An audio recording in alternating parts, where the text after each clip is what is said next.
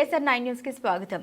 జగ్గైపేట నియోజకవర్గ జగ్గైపేట పట్టణంలో వైఎస్ఆర్ కాంగ్రెస్ పార్టీ కార్యాలయం నందు జరిగిన పాత్రికేయుల సమావేశంలో మాట్లాడుతున్న నియోజకవర్గ సమన్వయకర్త తన్నీరు నాగేశ్వరరావు, స్థానిక వైఎస్ఆర్సీపీ నాయకులు.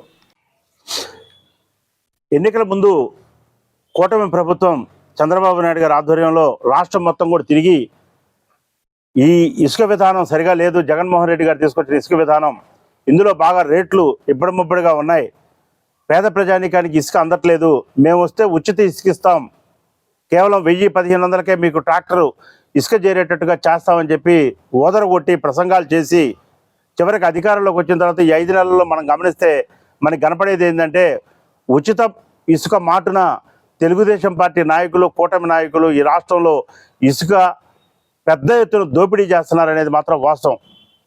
ఇవాళ జగ్గైపేట నియోజకవర్గాన్ని తీసుకుంటే మేము ప్రశ్నిస్తూ ఉన్నాం.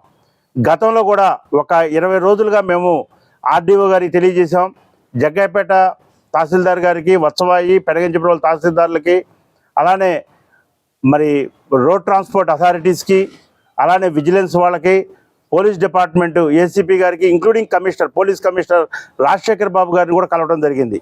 అలానే మైనింగ్ డిపార్ట్మెంట్ వాళ్ళకు కూడా మేము తరచుగా అనేక సందర్భాల్లో తెలియజేస్తూ ఉన్నాం. మీరు ఏదైతే రాష్ట్ర ప్రభుత్వం ఇవాళ జీవో నెంబర్ 66 ఇచ్చారు, ఇది రాష్ట్రం మొత్తం కూడా వర్తించుద్ది, గత నెలలో ఇచ్చారు. దీని ద్వారా రాష్ట్ర ప్రభుత్వమే ఈ జీవోని మీరు ఇంప్లిమెంట్ చేయండి, దీని ద్వారా మీరు నియమ నిబంధనలు కఠినతరంగా చూడండి, ఈ ఈ ఈ జీవో ప్రకారం ఉచిత ఇసుక అమలు చేద్దామని చెప్పారు.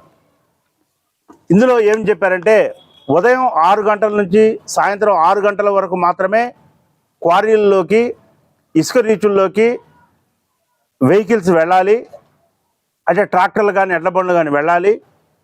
అక్కడ మాత్రం మాన్యువల్గా మాత్రమే లోడింగ్ జరగాలి. మాన్యువల్ లోడింగ్తో ట్రాక్టర్లు బయటికి వెళ్ళిన తర్వాత డంపింగ్ యార్డులు కావాలంటే డంపింగ్ యార్డుల్లో అందులో పోసుకోవచ్చు.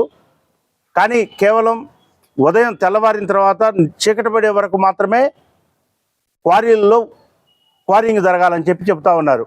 మేము ప్రశ్నిస్తూ ఉన్నాం. ఈ రోజున ఎన్నో సందర్భాల్లో వెళ్ళాం, అర్ధరాత్రి జరుగుతున్నాయండి క్వారీయింగ్లోకి డైరెక్ట్గా వెళ్ళి హెవీ మిషనరీ 200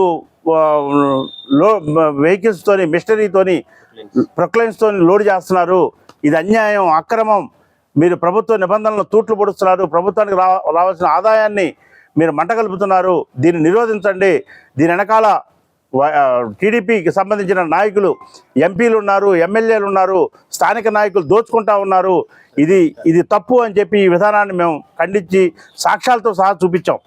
అయినా కానీ ఇవాళ వరకు కూడా చేష్టలుడికి చూస్తున్నారు తప్ప అధికారులు ఒక్కళ్ళు కూడా కేసు కట్టట్లా.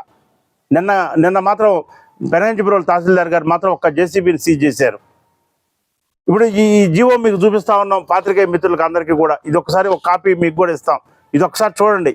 ఇందులో ఎక్కడన్నా హెవీ మిషనరీ పెట్టి లోడింగ్ చేయమని ఉందా ఇసుక?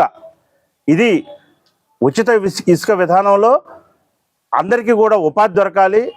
అక్కడ స్థానికంగా ఉన్న గ్రామాల్లో రైతు కూలీలు అందరూ కూడా ఖాళీగా ఉంటున్నారు కాబట్టి వాళ్ళకి ఉచిత ఇసుక విధానంలో వాళ్ళకి ఎత్తే అవకాశం ఇస్తే వాళ్ళకి కొంత డబ్బు మిగులుతుంది, దాని ద్వారా వాళ్ళకి ఉపాధి వస్తుందని చెప్పి ప్రభుత్వం మరి ఆ విధంగా జీవో ఇస్తే, కానీ జగ్గైపేట నియోజకవర్గంలో కానీ పక్కన ఉన్న నందిగామ నియోజకవర్గంలో కానీ జరిగేది ఏంటంటే పెద్ద పెద్ద మిషన్లు పెట్టి మరి టిప్పర్లను కూడా అలౌ చేయకూడదు లోపలికి. ఏట్లోకి ఏమి అలౌ చేయాలి అని అంటే ఎడ్ల బళ్ళు కానీ ట్రాక్టర్ కానీ అలౌ చేయాలి.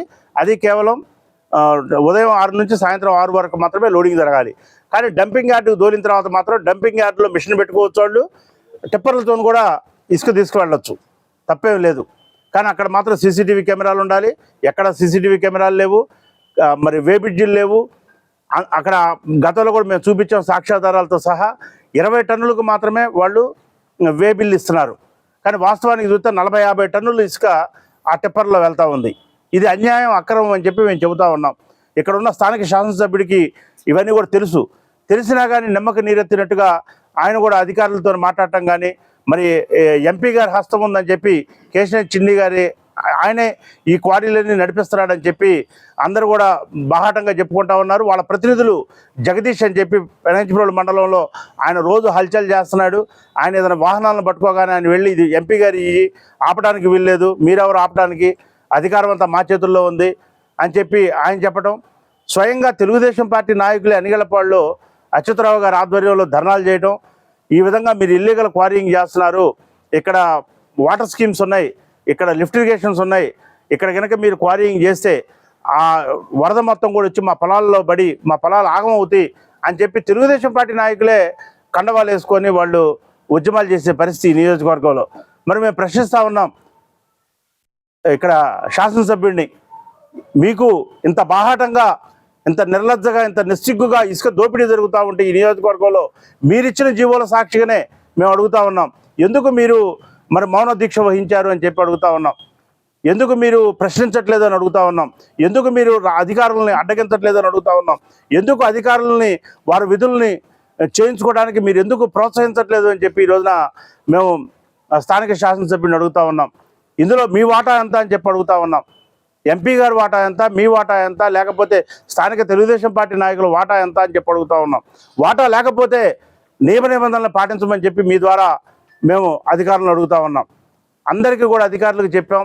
ఎంత చెప్పినప్పటికీ నేనే మొత్తం ఇసుక నడుపుతాను, నాకే కోట్లు మిగలాలనే ఆలోచన ఏదైతే ఉందో ఎంపీ గారిని దయచేసి విరమించుకొని ప్రజాక్షేత్రంలోకి వచ్చారు. మీకు దేవుడు ఒక అవకాశం ఇచ్చారు, ప్రజలు ఒక అవకాశం ఇచ్చాడు. ఈ నియోజకవర్గాన్ని అభివృద్ధి పదంలో గతంలో ఎంపీలు ఏ విధంగా అయితే ప్రెస్టేజియస్గా విజయవాడ పార్లమెంట్ని చేసి మంచి పేరు ప్రతిష్టలు తెచ్చుకున్నారో ఆ విధంగా మీరు కూడా మంచి పేరు ప్రతిష్టలు తెచ్చుకోవడంలో దిట్టగా నిరూపించుకోవడం తప్ప డబ్బు సంపాదించడంలో గొప్ప ఎంపీ అని చెప్పి మీరు అవినీతిగా డబ్బు సంపాదించడంలో మంచి పేరు తెచ్చుకోవద్దని చెప్పి, అంటే గొప్ప పేరు తెచ్చుకోవద్దని చెప్పి మిమ్మల్ని మరి సభాముఖంగా మిమ్మల్ని కోరుకుంటూ కూటమి నాయకుల్ని, జనసేన నాయకులను కూడా ప్రశ్నిస్తూ ఉన్నాం. ఈ రోజున ఈ నియోజకవర్గంలో పెద్ద ఎత్తున అవినీతి జరుగుతుంది.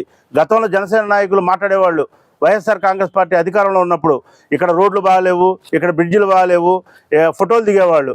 మరి వాళ్ళందరూ ఏమైపోయారు? ఇవాళ ఈ నియోజకవర్గంలో ఇంత పెద్ద ఎత్తున అవినీతి జరుగుతూ ఉంటే ఏమైపోయారు? మీరు మీ పార్టీనే ప్రశ్నించే పార్టీ అన్నారు. మీరు ఇవాళ ఎక్కడ పోయినాయి మీ ప్రశ్నలన్నీ కూడా? ఇవాళ ఇంత పెద్ద ఎత్తున అవినీతి జరుగుతూ ఉంటే మీరు ఎందుకు నిమ్మక నీరెత్తినట్టు కూర్చున్నారు? ఇందులో మీ పాత్ర ఎంత? ఇవాళ తప్పనిసరిగా వైఎస్ఆర్ కాంగ్రెస్ పార్టీ తరఫున మేము ప్రతి ఒక్కటి కూడా ప్రశ్నిస్తాం. మాకు ఎవరితో రాజీ లేదు, ఎవరితో లాలూచీ లేదు. మాకు జనసేన అయినా ఒకటే, తెలుగుదేశం పార్టీ అయినా ఒకటే, బీజేపీ అయినా ఒకటే.